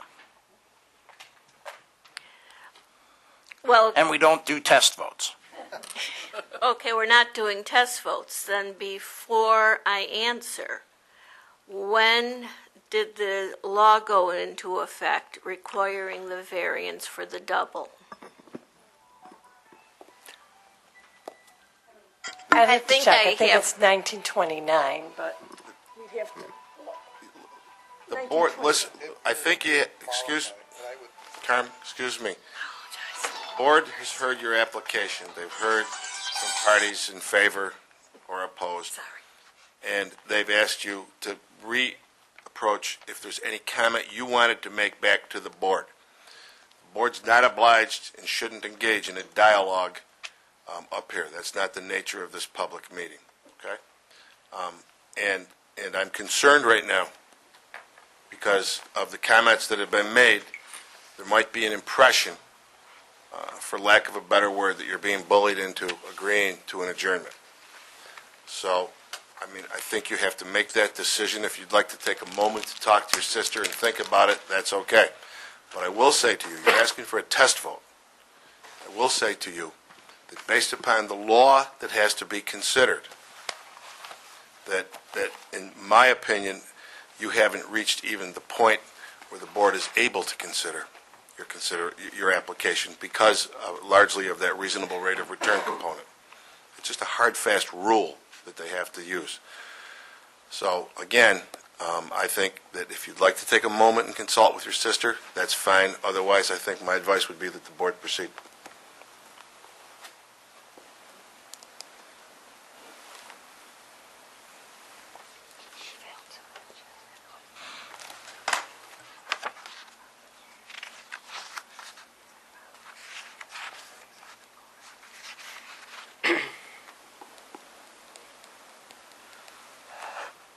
Excuse me, Dan, while they're discussing it, for my own sake, she could also try and find out if it is pre-existing, right?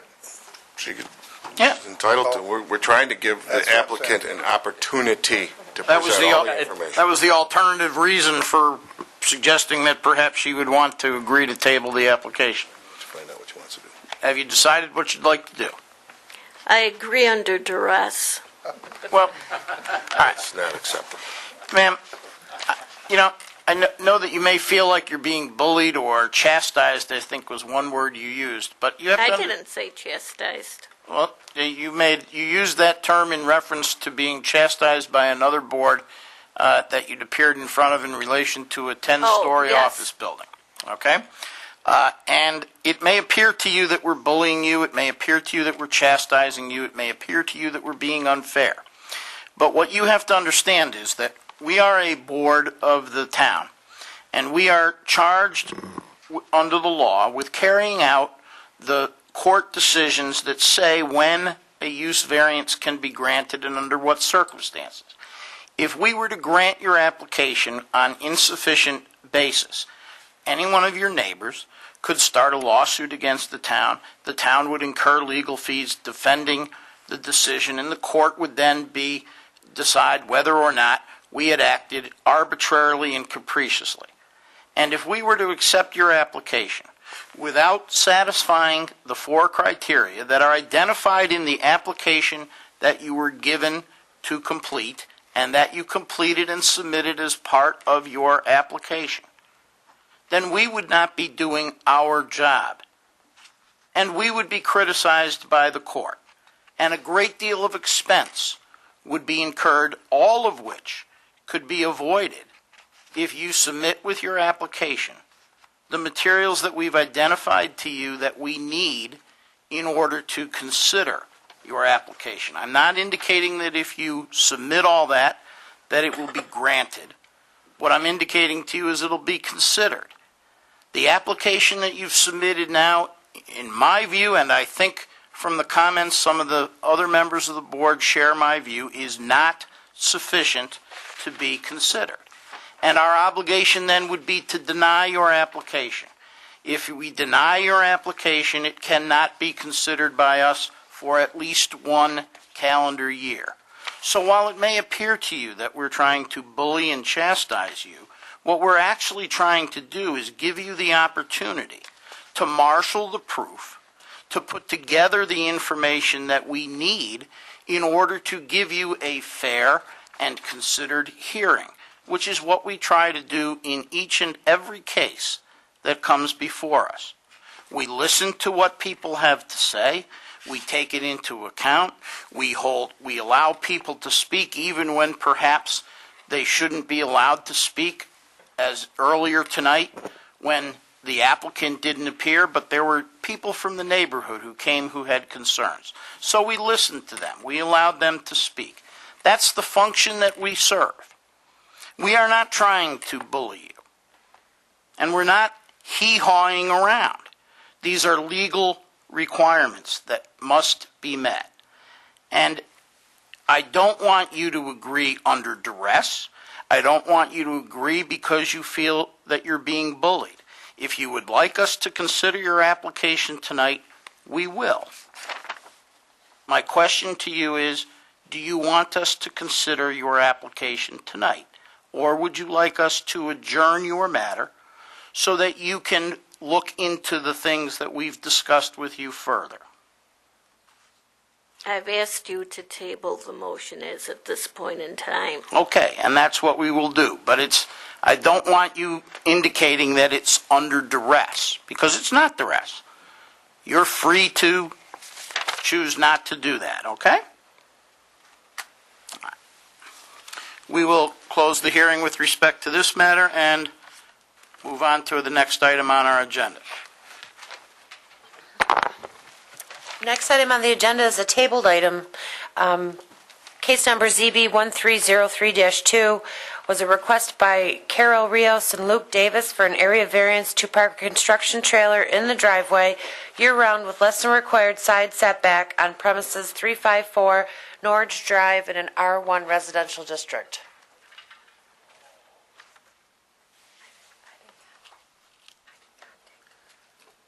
Is anyone present with respect to that application?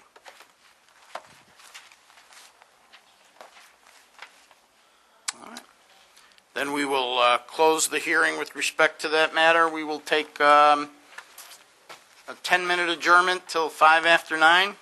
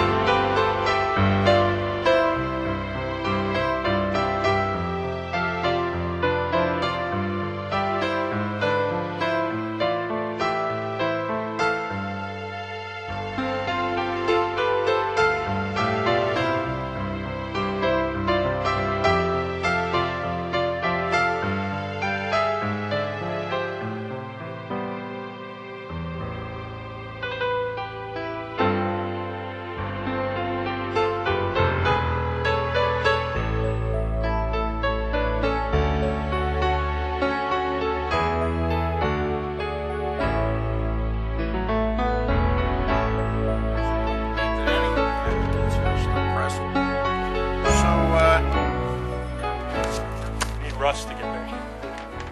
There he is. Mike, where's Russ? They're all leaving. So the first, Where is he?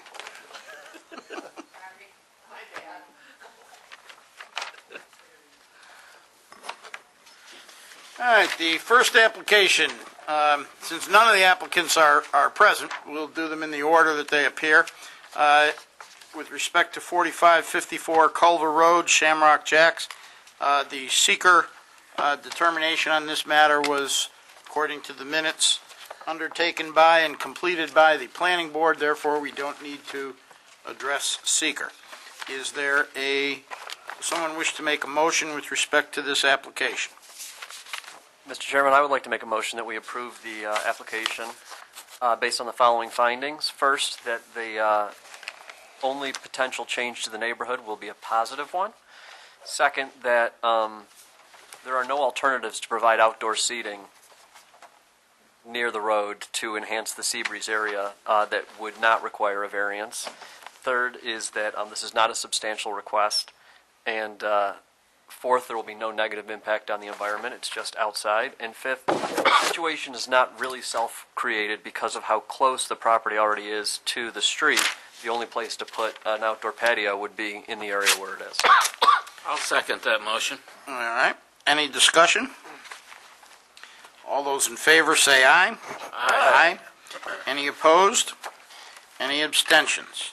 Motion carries 7 in favor, no opposed, no abstentions, and we are all present tonight. The next application is with respect to 929 Whitlock Road. This is a type 2 action for seeker purposes. The applicant did not appear. I would make a motion to deny the variance application. Second. Is there a second, Mr. Paulino? Is there any discussion? Yeah, I have a question here and a point of clarification, I think. The application said he's asking permission for a tow truck, but submitted to us was pictures of a flatbed truck as well. So I think the motion should contain tow truck as well as flatbed, so there's no confusion here. And as we know, today alone, the tow truck was still parked in his driveway. I think we want to be sure we're covering both types of vehicles. I think you could even include it more so in just in a commercial vehicle. No commercial vehicle. That's a good point. Okay. I would agree with that. I think that's what the town code provides, and that by denying the variance, we're not allowing him to do that. So, all those in favor say aye. Aye. Any opposed? Any abstentions? Motion carries, 7 votes in favor, no opposed, no abstentions. And just to make it abundantly clear, that means no flatbed, no tow truck. At no time. The third application, Mr. Thomas is abstaining, and the applicant, this is a type 2 action for seeker purposes, and with the applicant's approval, I would move to table this motion. I'll second. Any discussion? All those in favor say aye. Aye. Any opposed? Motion carries, 6 votes in favor, none opposed, 1 abstention. The last item was a tabled item. Correct me if I'm wrong, but I believe since the applicant didn't appear, we aren't required to remove it from the table. Our next meeting, I believe, is going to be May 6th. So we wouldn't be problematic in terms of time, right? No. All right. So I don't believe that we need to do anything with respect to this, but in May, I think that if the applicant isn't present in May, that we may need to remove it from the table in order to avoid any de facto decision that we don't agree with. All right. And then the last item to be considered by almost everyone else who's here except me, the meetings, the minutes from the March 4th meeting at which myself and Mr. LaPerry were absent. Does someone who is present want to make a motion to approve those minutes? I'll make a motion. All right. I'll second. All right. Mr. Thomas moved, Mr. Paulino second. All those in favor say aye. Aye. Any opposed? And Mr. LaPerry and I abstain. So 5 in favor, no opposed, and 2 abstentions. I believe that concludes our business for this evening, and we are adjourned. All right.